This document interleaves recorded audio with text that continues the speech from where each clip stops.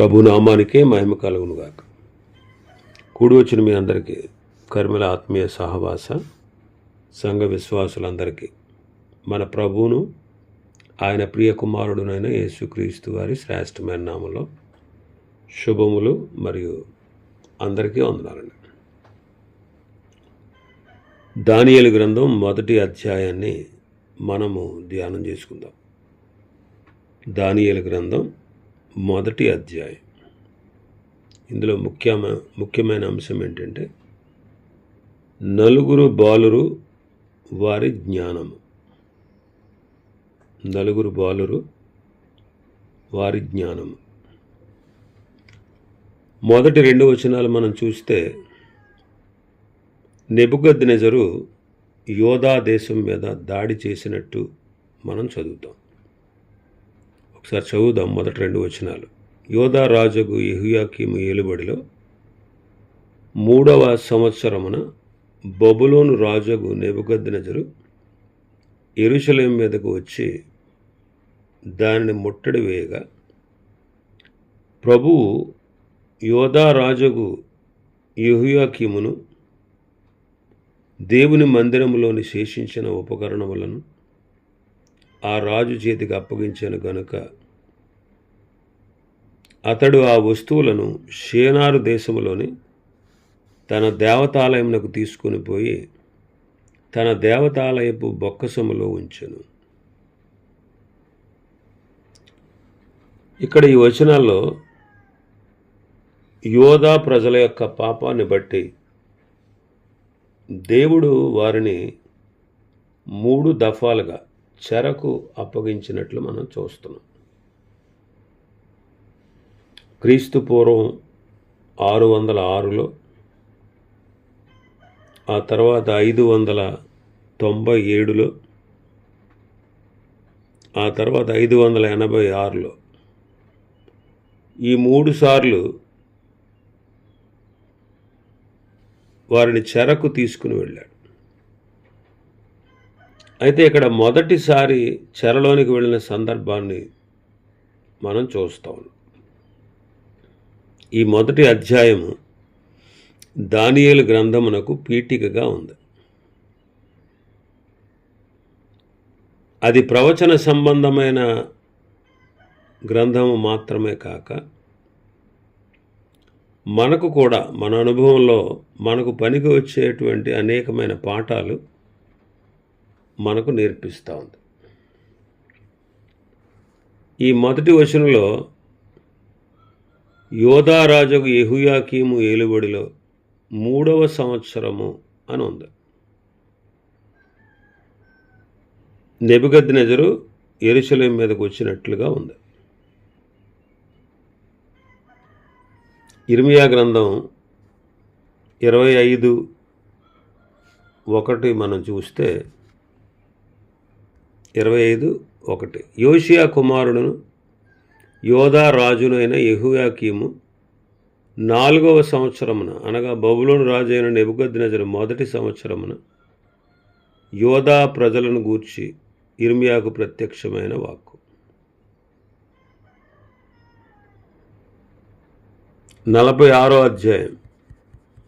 ఇర్మియా గ్రంథం 46వ అధ్యాయం 2వ వచనంలో మనం చూస్తే ఐగుప్తును గూర్చిన మాట అనగా యోషియా కుమారుడును యోధా రాజునైన యెహోయాకీము ఏలుబడి యందు 4వ సంవత్సరమున నెబుకద్నెజరు కర్కెమీషులో యూఫ్రటీసు నది దగ్గర ఓడించిన ఫరో నెకో దండును గూర్చిన మాట. ఇక్కడ దానియేలు గారు 3వ సంవత్సరమున అన్నారు. ఇర్మియా గ్రంథంలో మనం 4వ సంవత్సరం అని ఉంది. ఈ తేడా ఏంటంటే బబులోను వారి యొక్క లెక్కింపు ప్రకారము ఒక రాజు సింహాసనాన్ని ఎక్కిన తర్వాత నుంచి వచ్చే ఆ సంవత్సరం మొదటి రోజు నుండి అతని పరిపాలనా కాలాన్ని లెక్కబెట్టారు. ఇశ్రాయేలీలైతే రాజు సింహాసనం ఎక్కిన సంవత్సరం తర్వాత నుండి మొదటి సంవత్సరము అని లెక్క కడతారు. కాబట్టి ఇక్కడ దానియేలు బబులోను పద్ధతిని అనుసరించి చెప్పాడు. ఇర్మియా ఏమో ఇశ్రాయేలీల పద్ధతిని అనుసరించి చెప్పాడు. బబులోను రాజు వచ్చి దేవుని మందిరపు ఉపకరణాలన్నీ తీసుకుని పోయి తన దేవతాలయపు బొక్కసములో ఉంచాడు. బెల్షజరు వాటిని తెచ్చుకుని ఆ ద్రాక్షారసం పోసి తాగుచు ఆ వెండి బంగారు పాత్రలను తెమ్మని ఆజ్ఞ ఇచ్చాడు. బెల్షజరు రాజు ఆ బొక్కసములో ఉన్నటువంటి పాత్రలు, వెండి బంగారు పాత్రలు 5వ అధ్యాయం 2వ వచనంలో చూస్తాం. బెల్షజరు ద్రాక్షారసము త్రాగుచుండగా తానును తన అధిపతులను, తన రాణులను, తన ఉపపత్నులను వాటిలో ద్రాక్షారసం పోసి త్రాగునట్లు తన తండ్రి యగు నెబుకద్నెజరు యెరూషలేములోని ఆలయంలో నుండి తెచ్చిన వెండి బంగారు పాత్రలను తెమ్మని ఆజ్ఞ ఇచ్చాడు. ఇశ్రాయేలీలు దేవునిపై తిరుగుబాటు చేస్తే వారి దేశము శత్రువుల చేత దండించబడుతుంది, వాళ్ళు చెరగా పట్టుకుని పోతారు అని దేవుడు ముందే చెప్పాడు.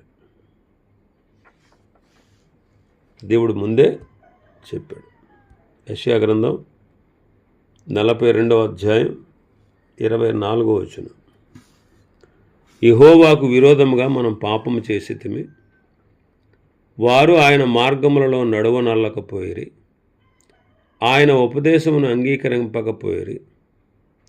యాకోబును దోపుడు సొమ్ముగా అప్పగించినవాడు, దోచుకుని వారికి ఇశ్రాయేలును అప్పగించినవాడు యెహోవాయే గదా. ఎందుకంటే దేవునికి విరోధంగా వాళ్ళు ఏం చేశారు? పాపం చేశారు. దేవునికి విరోధంగా పాపం చేశారు. అందువల్ల దేవుడు వారిని అప్పగిస్తానని ముందే చెబుతూ వచ్చాడు. ప్రవక్తల ద్వారా చెబుతూ వచ్చాడు. చాలా కాలం నుండి ప్రవక్తలు వారిని హెచ్చరిస్తూ వచ్చారు. రాజుల మొదటి గ్రంథం 9వ అధ్యాయం 4వ వచనం నుంచి, నీ తండ్రి అయిన దావీదు నడిచినట్లు నీవును యథార్థ హృదయుడివై నీతిని బట్టి నడుచుకొని నేను నీకు సెలవిచ్చినదంతటి ప్రకారము చేసి నా కట్టడలను విధులను అనుసరించిన ఎడల నీ సంతతిలో ఒకడు ఇశ్రాయేలు మీద సింహాసనాసీనుడై ఉండక మానడని నీ తండ్రి అయిన దావీదునకు నేను సెలవిచ్చి ఉన్నట్లు ఇశ్రాయేలు మీద నీ సింహాసనమును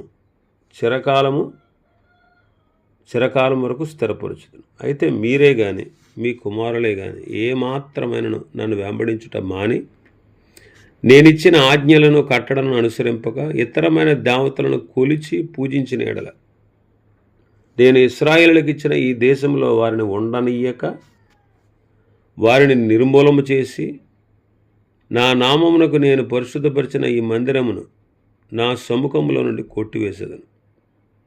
ఇశ్రాయేలీలు సర్వజనులలో చెదిరిపోయి సామెతగాను హేళనగాను చేయబడుదురు. రాజుల 2వ గ్రంథం 17వ అధ్యాయం 23వ వచనం. రాజుల 2వ గ్రంథం 17:23. తన సేవకులైన ప్రవక్తల ద్వారా యెహోవా సెలవిచ్చిన మాట చొప్పున ఆయన ఇశ్రాయేలు వారిని తన సముఖములో నుండి వెళ్ళగొట్టెను. ఆ హేతువు చేత వారు తమ స్వదేశంలో నుండి అష్షూరు దేశంలోనికి చెరగొని పోబడిరి. నేటి వరకు వారు అచ్చట ఉన్నారు. ఇర్మియా గ్రంథం 7వ అధ్యాయం 14వ వచనం. నేను షిలోహునకు చేసినట్లు మీకు ఆశ్రయమై నా నామం పెట్టబడిన ఈ మందిరమునకును మీకును మీ తండ్రులకును నేనిచ్చిన స్థలమునకును నేను అలాగే చేయుదును. ఇర్మియా గ్రంథం 5వ అధ్యాయం 1వ వచనం. యెరూషలేము వీధులలో ఇటు అటు పరుగెత్తుచూ చూచి తెలుసుకొనుడి. దాని రాజవీధులలో విచారణ చేయుడి. న్యాయము జరిగించుచు నమ్మకముగా ఉండ యత్నించుచున్న ఒకడు మీకు కనబడిన ఎడల నేను దానిని శిక్షించక క్షమించుదును అని ప్రభువు చాలా కాలం నుండి తన ప్రవక్తల ద్వారా హెచ్చరిస్తూ వచ్చారు. అయినా సరే వాళ్ళు ఏమాత్రము ఆయనకు విధేయత చూపలేదు, ఆయన మాట వినలేదు. కాబట్టి ఈ 2 వచనములలో చెప్పబడిన సంగతులు, ఈ సంగతులు జరగక ముందు, చాలా కాలమునకు ముందే ఇశ్రాయేలీలు తమ పితరులకు కలిగిన భక్తి విశ్వాసం నుండి తొలగిపోయారు. ఒక్కరైనా మిగలకుండా అందరూ దేవుని ఆరాధించుట మానివేసి విగ్రహారాధన చేస్తూ ఉన్నారు. ఇర్మియా గ్రంథం 5వ అధ్యాయం 1వ వచనంలో మనం చదివిన మాట అదే. ఒక్కడు కూడా న్యాయం జరిగించేవాడు, నమ్మకంగా ఉండ యత్నించేవాడు ఒక్కడు కూడా లేడు. ఒక్కడ కనబడితే నేను దాన్ని క్షమిస్తానంటాడు ప్రభు. యెహెజ్కేలు గ్రంథం 8వ అధ్యాయంలో చూస్తే, యెహెజ్కేలు గ్రంథం 8వ అధ్యాయం అంతా మనం చూస్తే అక్కడ వాళ్ళు చేసినటువంటి అపవిత్రమైన కార్యాలు మనకు కనబడతాయి.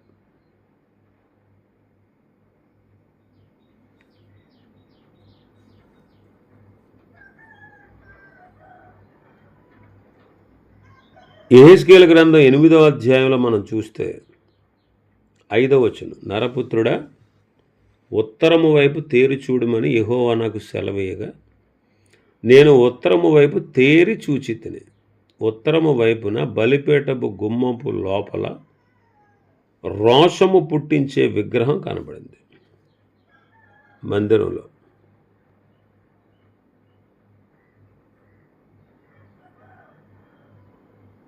6వ వచనంలో అంటారు, నీవు ఈ తట్టు తిరిగితే వీటికంటే మీరు అధికమైన హేయక్రియలు చూస్తావు. అంటే అక్కడ 7వ వచనంలో ఆవరణం ద్వారం దగ్గర ఆయన దింపినప్పుడు గోడలో సందు ఒకటి కనబడింది. ఆ గోడకు కన్నము త్రవ్వమని ప్రభు చెప్పినప్పుడు ఆ గోడకు కన్నం తవ్వాడు. ద్వారం ఒకటి కనబడింది. నీవు లోపలికి వెళ్ళు, వాళ్ళు ఎట్టి హేయక్రియలు చేయుచున్నారో చూడుమని ఆయన నాకు సెలవీయగా నేను లోపలికి పోయి చూచితిని. అప్పుడు ప్రాకిడి సకల జంతువుల ఆకారములు, హేయమైన మృగముల ఆకారములు, అనగా ఇశ్రాయేలు దేవతా విగ్రహాలన్నీ కూడా గోడ మీద చుట్టూ అక్కడ ఉన్నట్టు కనబడింది. వాళ్ళు ఏం చేస్తున్నారంటే ఒక్కొక్కడు దోపార్తి పట్టుకుని 70 మంది ఇశ్రాయేలు పెద్దలు వారు చిక్కని మేఘం వలె ధూపము వాటికి వేశారు. వాళ్ళు ఏమనుకున్నారంటే యెహోవా మమ్మల్ని మర్చిపోయాడు, మా దేశాన్ని విడిచిపెట్టాడు, మమ్మల్ని చూడలే అనుకుంటున్నారు. అయితే 13వ వచనంలో నీవు ఈ తట్టు తిరుగుము, వీటికి మించిన అతిహేయ కృత్యాలు వారు చేయటం చూస్తా ఉన్నాడు. యెహోవా మందిర ఉత్తర ద్వారం దగ్గర దింపినప్పుడు అక్కడ స్త్రీలు కూర్చుని తమ్మూజు అను దేవతను కూర్చి ఏడుస్తూ ఉన్నారు. 15వ వచనంలో అంటాడు ఆయన, నీవు తిరిగి చూసిన వాళ్ళ వీటికి మించిన హేయక్రియలు చూస్తావు. అక్కడేం జరిగింది? యెహోవా ఆలయం దగ్గర ముఖ మండపానికి బలిపీఠానికి మధ్య ఇంచుమించు 25 మనుషులు కనబడ్డారు. వారి వీపులు దేవుని ఆలయం తట్టు, వారి ముఖములు తూర్పు తట్టు తిరిగి ఉండని. వారి తూర్పునున్న సూర్యునికి నమస్కారము చేయుచున్నారు. ప్రభు అంటారు, నరపుత్రుడా, నీవు చూస్తున్నావు కదా, యోధావారు ఇక్కడ ఇట్టి హేయక్రియలు జరిగించుట చాలదా? ఇంకా వాళ్ళ దేశాన్ని వారి బలాత్కారంతో నింపుచు నాకు కోపం పుట్టిస్తున్నారు. అందుకే కనికరము చూపకుండా, కటాక్షము చూపకుండా నేను నా క్రోధమును అగుపరిచి, వారు ఎంత బిగ్గరగా నాకు మొర్రపెట్టినా సరే నేను వారి మొర్ర ఆలకించను. అన్య మతములు వారికి సులభంగా ఉన్నందున వారికి చాలా ఆకర్షణీయంగా ఉందన్నమాట. మరి ఇక్కడైతే ప్రభువుని, ధర్మశాస్త్రాన్ని వాళ్ళు పాటించాలి. కానీ వాళ్ళు అన్య మతము సులభంగా ఉందని, అందులోనూ ఆకర్షణీయంగా ఉందని వాటి వైపు తిరిగారు. తత్ఫలితంగా చెడుతనము విస్తరించింది. కాబట్టి జనుల హృదయాలని, వారి జీవితాలని మార్చుటకు దేవుడు తీర్పును వారి మీదకు రప్పించి, వారు అవలంబించేటువంటి మతములు శక్తి లేనివి అని వారికి రుజువుపరచాలని వారికి స్థితిని కలుగజేశారు. అలాగా 400 సంవత్సరాలు, 400 పైన, ఇంచుమించుగా 490 అంటారు చరిత్రకారులు, ఒక 500 సంవత్సరాల పాటు ప్రజలందరూ కూడా ఇలాగే దేవుని విడిచిపెట్టారు. ఆ కాలంలో దేవుడు ఇర్మియాను ఇంకా కొంతమంది ప్రవక్తలను వారి దగ్గరికి పంపించి వారితో మాట్లాడుచు వారికి అనేక విధాలుగా వారిని హెచ్చరించారు. అయితే వారు ఆయన మాట వినలేదు. కాబట్టి ఆయన వారిని 70 సంవత్సరాల వరకు బబులోను పట్టణమున అనుభవ పాఠశాల యందు ఉంచాడు. ఒకని ఎదుట సరైనదిగా మార్గం కనబడుతుంది, తుదకు అది మరణానికి దారితీస్తుంది అని సామెతల గ్రంథకర్త చెప్పాడు. సామెతల గ్రంథం 14:12. కాబట్టి వారికి దేవుడు 70 సంవత్సరాల చెర విధించాడు. 70 సంవత్సరాల చెర విధించాడు.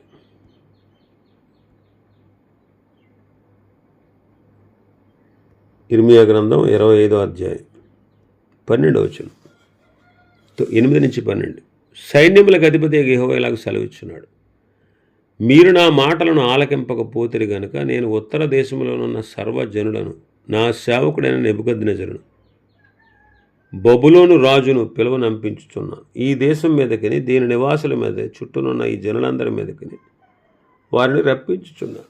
ఈ జనులను శాపగ్రస్తులుగాను, విస్మయాస్పదముగాను, అపహాస్యాస్పదముగాను, ఎప్పటికీ పాడుగాను ఉండజేశాను. సంతోషనాదము, ఉల్లాస శబ్దము, పెండ్లి కుమారుని స్వరము, పెండ్లి కుమార్తె స్వరము, తెరగటిరాళ్ల ధ్వని, దీపకాంతి వారిలో ఉండకుండా చేసేదను. ఈ దేశమంతయు పాడుగాను నిర్జనముగాను ఉండును. ఈ జనులు 70 సంవత్సరములు బబులోను రాజునకు దాసులుగా ఉందరు. యెహోవా వాక్కు ఇదే. 70 సంవత్సరములు గడిచిన తర్వాత వారి దోషములను బట్టి నేను బబులోను రాజును, ఆ జనులను కల్దీల దేశమును శిక్షింతును. ఆ దేశము ఎప్పుడునూ పాడుగా ఉండునట్లు నియమింతును. కాబట్టి ప్రభువు వారిని 70 సంవత్సరాలు చెరలో వారిని పంపించాడు, చెరలోనికి పంపించాడు. అక్కడ వాళ్ళు పాఠాలు నేర్చుకున్నారు. ప్రస్తుతం మనం కూడా ఎన్నో పాఠాలు నేర్చుకోవాల్సిన వారంగా ఉన్నాం. దేవుడు వారితో అనేక సంవత్సరాలుగా పోరాడుతూ ఉన్నాడు. ఆయన ప్రేమతోనూ, కనికరముతోనూ, దయతోనూ, కటాక్షముతో, కరుణతో మాట్లాడుతున్నాడు. అయితే ఒక దినాన ఆయన గర్జించుతూ మాట్లాడతాడు. ఇప్పుడు ప్రేమగా మాట్లాడుతున్నాడు, కానీ వాళ్ళు 500 సంవత్సరాల పాటు ప్రభువును త్రోసివేస్తూ వచ్చారు. ఆయన దయగల మాటలను వారు గమనించలేదు. కాబట్టి ఇశ్రాయేలు పాపం చేసి ఆయనకు విముఖులు కాగా వారిని దేవుడు శిక్షింపక విడువనని తెలియపరిచాడు. దేవుడు తన ప్రజలైన ఇశ్రాయేలుని విడవకపోతే అన్యజనులను విడిచిపెడతాడా? ఆయన అన్యజనులను కూడా శిక్షిస్తాడు ఖచ్చితంగా. ఆ సత్యాన్ని మనం ఎరగాలి. మార్కు సువార్త 16వ అధ్యాయంలో మనం అదే చూస్తాం. మార్కు సువార్త 16వ అధ్యాయం 15-16 వచనాలు. మీరు సర్వలోకమునకు వెళ్ళి సర్వ సృష్టికి సువార్త ప్రకటించండి. నమ్మి బాప్తిస్మము పొందినవాడు రక్షింపబడును, నమ్మని వానికి శిక్ష విధింపబడును. నమ్మి బాప్తిసం పొందితే రక్షించబడతాడు, నమ్మకపోతే శిక్ష విధించబడుతుంది. శిక్ష విధించబడుతుంది. ప్రభు ఖచ్చితంగా చెప్పారు. కుమారుని యందు విశ్వాసం ఉంచువాడే నిత్య జీవము గలవాడు. కుమారునికి విధేయుడు కానివాడు జీవము చూడడు, కానీ దేవుని ఉగ్రత వాని మీద నిలిచి ఉంటుంది. వాని మీద దేవుని ఉగ్రత నిలిచి ఉంటుంది. కాబట్టి నమ్మితే ఆయన మనల్ని రక్షిస్తాడు, నమ్మకపోతే తప్పనిసరిగా ఆయన శిక్ష విధిస్తాడు. కాబట్టి మనకు కూడా తీర్పు ఉంది. మన క్రియలను బట్టి దేవుడు మనకు తీర్పు తీరుస్తాడు. మన క్రియలు, మన ఆలోచనలు, మన మాటలు తీర్పులోనికి వస్తాయి. కాబట్టి మనం చాలా జాగ్రత్తగా ఉండాలి. మనం సరిగా ఉండకపోతే, విశ్వాసులైనటువంటి మనం కూడా సరిగా ఉండకపోతే, క్రమశిక్షణతో కూడినటువంటి శిక్షను ప్రభు మన మీదకి పంపిస్తాడు. కాబట్టి మనం ఆయన చిత్తానుసారంగా మన క్రియలలోనూ, మాటలలోనూ, ఆలోచనల్లోనూ ప్రభు చిత్తానుసారంగా మనం ప్రవర్తిస్తూ ప్రభువునకు మనల్ని మనం అప్పగించుకొని ఆయన మనకు అప్పగించిన పనిని నమ్మకముగా మనం కూడా చేయాలి. ఇంకా చాలా విషయాలు ఈ అధ్యాయంలో ఉన్నాయి. ప్రభు చిత్తమైతే రేపటి దినం మరికొన్ని విషయాలు ధ్యానం చేసుకుందాం. దేవుడు ఈ వర్తమాన వాక్యాన్ని మన వినికిడిలో ఆశీర్వదించునుగాక. ఆమేన్.